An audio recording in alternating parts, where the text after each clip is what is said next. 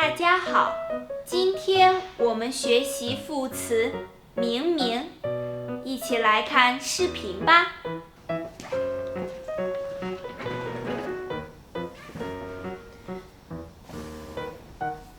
晨晨，你怎么了？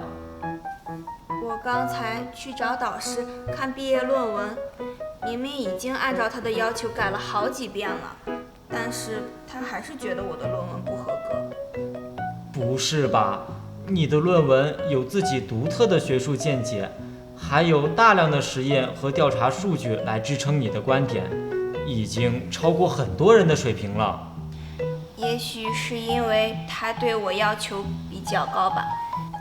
你明明已经非常努力了，你导师怎么还不满意？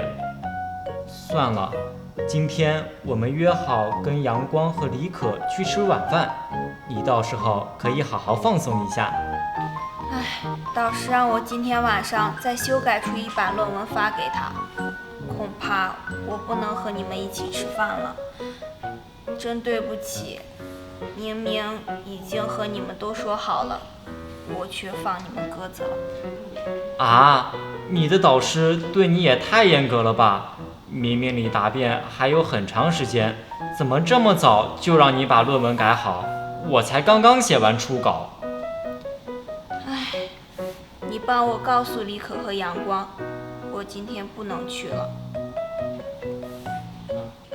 明明是副词，意思是显然如此，后面常常搭配表示转折的句子或者反问句，比如明明已经按照他的要求改了好几遍了，但是他还是觉得我的论文不合格。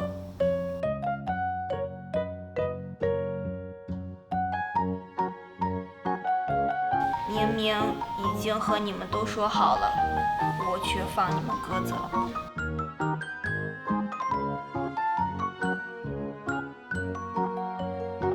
明明离答辩还有很长时间，怎么这么早就让你把论文改好？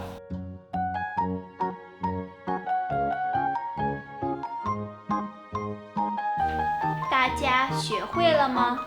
跟我读，明明已经按照他的要求改了好几遍了，但是他还是觉得我的论文不合格。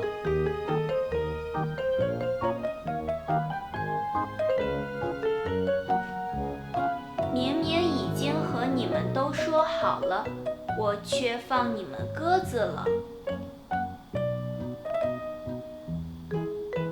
明明离答辩还有很长时间，怎么这么早就让你把论文改好？